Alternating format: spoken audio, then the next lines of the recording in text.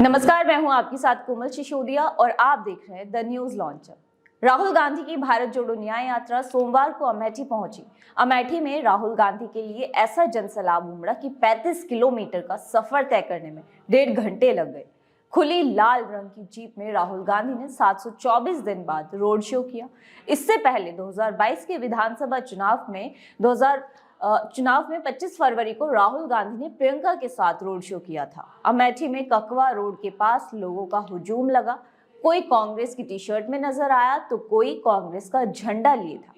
स्वागत के इंतजार में खड़े लोगों का कहना था कि ये यात्रा लोगों के लिए है, लोगों के हितों के लिए है। करीब 2:30 बजे जैसे ही ये यात्रा अमेठी की सीमा में दाखिल होने की जानकारी सामने आई, हर कोई नारेबाजी करने लगा। पुलिस लाइन मोड़ पर इकट्ठा कार्यकर्ताओं का हुजूम ओवरब्रिज तक इकट्ठा हो गया। यात्रा के आते ही देखो कौन आया का नारा लगने लगा। राहुल गांधी सबका अभिवादन स्वीकार करते हुए आगे बढ़ रहे थे। कोई गले में गमछा डाल रहा था तो कोई फूलों की माला। यहां से होते हुए अमेठी में पहुंचे राहुल गांधी का स्वागत हुआ। इसके बाद उनका काफिला गौरीगंज के लिए निकल पड़ा। हालांकि रास्ते में कई जगह उनका स्वागत हुआ। गौरीगंज के केंद्रीय कांग्रेस कार्यालय से होते हुए ये यात्रा जनसभा स्थल पर पहुंची। आपको बता दें कि गांधी परिवार के गढ़ अमेठी में 2019 में कांग्रेस को बुरी हार का सामना करना पड़ा था। पर जिस तरह राहुल गांधी की भारत जोड़ो न्याय यात्रा अमेठी में समय दे रही है, उससे यही लगता है कि कांग्रेस अपने इस किले के कब्जे को लेकर गंभीर है। राहुल गांधी जिस तरह सोमवार को दहाड़े हैं, उससे यही लगता है कि वो अमेठी को फिर से हासिल करना चाहते हैं। कांग्रेस के वरिष्ठ नेता और गांधी परिवार के विश्वस्त जयराम रमेश की बातें भी ऐसी ही, जिससे लग रहा है कि राहुल या गांधी फैमिली का कोई शख्स यहां से चुनाव लड़ सकता है। राहुल गांधी के अमेठी पहुंचने से पहले ही यहां माहौल गर्म हो चुका था। राहुल को देखने के लिए जिस तरह से भीड़ अमेठी में जुटे, उससे कांग्रेस जरूर उत्साहित होगी। हालांकि बीजेपी कार्यकर्ताओं ने राहुल गांधी गो बैक के नारे लगाए, पर यह भी महत्वपूर्ण है क्योंकि इस तरह के नारे बताते हैं कि बीजेपी को भी राहुल के आने से दिक्कत हो रही है। मतलब चुनाव में कड़ी टक्कर मिल सकती है। अमेठी से वर्तमान में लोकसभा सांसद और केंद्रीय मंत्री स्मृति ईरानी ने राहुल गांधी को चैलेंज कर दिया है कि दम है तो अमेठी से चुनाव लड़कर दिखाएं। अमेठी में सोमवार को माहौल कुछ अलग ही था। राहुल गांधी की एक झलक पाने के लिए घरों और दुकानों के बाहर लोग जमा हो गए। जिले की सड़कें कांग्रेस के झंडे, न्याय योद्धा जैसे नारे वाले होर्डिंग और राहुल के कटआउट जैसे पटी हुई थी। हालांकि स्मृति ईरानी ने 2019 में राहुल को 55,000 वोटों से हराकर सीट जीत ली, पर राहुल के दौरे पर अमेठी की हवा में उत्साह था। लगभग 50 कारों का उनका काफिला जिस तरह से सोमवार को अमेठी के ककवा रोड, सगरा तिराहा, रायपुर फुलवारी, गौरीगंज से होते हुए बाबूगंज की ओर चली, उससे ये लगा कि राहुल गांधी पूरी अमेठी को छू लेना चाहते हैं। राहुल बहुत होशियारी से यहाँ लोकल मुद्दों पर बात नहीं करे। वो जाति जनगणना की बात करते दिखे, वो दलितों और पिछड़ों की उन्होंने बात की। राहुल कहते हैं कि हमारी यात्रा के दौरान बहुत सारे लोग हमारे पास आए और जिनमें किसान, मजदूर, छोटे व्यापारी जैसे लोग शामिल थे। उन्होंने कहा कि हमें बेरोजगारी, मुद्रास्फीति के बारे में बताया और जीएसटी के बारे में शिकायत की। पर फिर इसके बाद राहुल अमेठी से अपने पुराने रिश्ते की बात भी करते हुए दिखे। राहुल ने कहा कि मैं अमेठी आया हूँ और आपने प्यार से मेरा स्वागत किया है और हमेशा हमारा रिश्ता बहुत पुराना है, प्यार का रिश्ता है। मैं आप सभी को दिल से धन्यवाद देता हूँ। दूसरी तरफ स्मृति ईरानी भी अमेठी में मोर्चा संभाले हुए दिखी। वो राहुल गांधी को अपने खिलाफ चुनाव लड़ने की चुनौती भी दे रही हैं।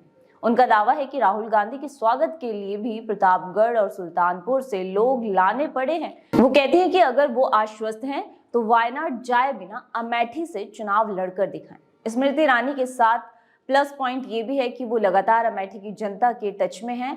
चुनाव जीतने के बाद भी वो हर महीने अमेठी आती हैं। जबकि राहुल गांधी चुनाव हारने के बाद केवल 3 बार अमेठी आए हैं। 22 फरवरी को स्मृति ईरानी अमेठी में अपने नए बने घर में गृह प्रवेश करने वाली हैं। स्मृति ईरानी ने अमेठी में घर बनवाने की वजह भी बताई। उनसे मिलने के लिए लोगों को दिल्ली नहीं जाना पड़ेगा। जाहिर है कि ये भी गांधी परिवार पर ही कटाक्ष था।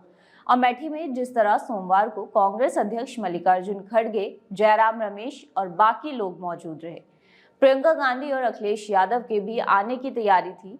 इससे यही लगता है कि अमेठी को लेकर कांग्रेस के पास कोई ना कोई योजना तो जरूर है।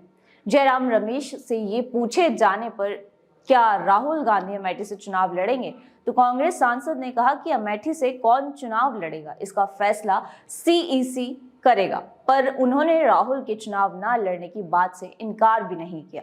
जयराम रमेश ने कहा कि राहुल गांधी 3 बार अमेठी से सांसद रह चुके हैं। उनके पिता राजीव गांधी भी इसी सीट से चुनाव लड़े थे, इसलिए ये कांग्रेस पार्टी के लिए एक बहुत ही महत्वपूर्ण निर्वाचन क्षेत्र है। पर पिछले दिनों वीवीआईपी सीटों पर जनता का मन टटोलने के लिए सी वोटर के एक ओपिनियन पोल के नतीजे हैरान करने वाले थे। यदि अमेठी में मुकाबला राहुल गांधी और स्मृति ईरानी के बीच ही होता तो स्मृति ईरानी की जीत 2019 की तुलना में और बड़ी होगी। उससे भी बड़ी बात यह है कि यदि अमेठी से राहुल की जगह प्रियंका को चुनाव में उतारा जाता है तो मुकाबला कड़ा हो सकता है, लेकिन ऐसा तब जब सपा कोई उम्मीदवार न उतारे। अगर प्रियंका गांधी राहुल गांधी के साथ आई होती तो एक बार ऐसी संभावनाओं को बल भी मिलता, पर ऐसा नहीं हुआ। 2022 के यूपी विधानसभा चुनाव के दौरान तो प्रियंका गांधी को अमेठी में काफी सक्रिय देखा गया था, पर उसके बाद वो गायब हो गई। 2019 में सपा बसपा गठबंधन के बावजूद अमेठी और रायबरेली से अखिलेश यादव और मायावती ने अपना कोई उम्मीदवार खड़ा नहीं किया। इसके बावजूद राहुल गांधी अमेठी में चुनाव हार गए। रायबरेली में भी सोनिया गांधी का मार्जिन पिछले चुनावों के मुकाबले बहुत कम हो गया।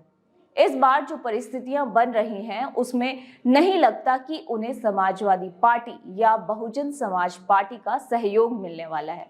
इस तरह तय है कि राहुल गांधी हो या प्रियंका गांधी, 2024 में स्मृति को चैलेंज करना मुश्किल ही होगा। लेकिन लोकसभा चुनाव 2019 में स्मृति ईरानी को 4,68,000 से ज्यादा वोट मिले थे, जबकि राहुल गांधी को हिस्से में 4,13,000 ही वोट आए।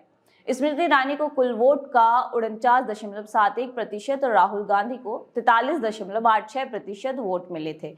अमेठी में 2019 में सपा और बसपा से समर्थन मिलने के बावजूद कांग्रेस अमेठी सीट नहीं बचा पाई और इस बार अब तक नहीं लग रहा कि दोनों पार्टियां उनके साथ रहने वाली हैं। 2022 और 2017 के विधानसभा चुनावों में भी कांग्रेस यहां से साफ हो गई। 2022 में सपा और बीजेपी के बीच अमेठी में कड़ा मुकाबला देखने को मिला था। सपा ने गौरीगंज और अमेठी सीट पर जीत दर्ज की थी, जबकि बीजेपी को तिलोई और जगदीशपुर में सफलता मिली। ऐसे में कई बार पिछली गलतियों को सुधार करते हुए सारे एहतियात बरते जाएंगे।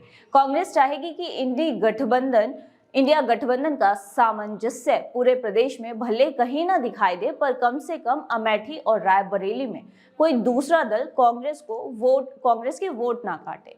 जातीय गणित भी कांग्रेस के पक्ष में नहीं है। यहाँ करीब 26% वोटर्स दलित है।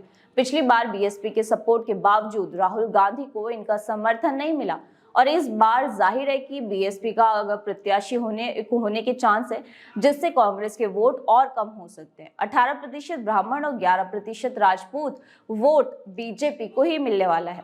10% लोधी और कुर्मी वोट अब बीजेपी के कोर वोटर्स हो चुके हैं। हाँ, मुस्लिम वोट करीब 20% के करीब है। अगर समाजवादी पार्टी अपने प्रत्याशी नहीं खड़े करती है तो ये वोट कांग्रेस के पक्ष में जाएंगे। तो कहने का मतलब ये है कि जिस तरह से राहुल की ये यात्रा अमेठी में भीड़ उमड़ी है, उसे देखते हुए कांग्रेस अमेठी से राहुल गांधी को लड़ाने का कोई फैसला कर सकती है और सपा का समर्थन मिल सकता है, जिसकी वजह से बीजेपी के लिए ये खतरे की घंटी भी साबित हो सकती है। लेकिन फिलहाल आज की इस वीडियो को हम यहीं खत्म करते हैं। तब तक के लिए आप देखते रहें और बने रहें the news launcher Uttar Pradesh Uttarakhand. नमस्कार।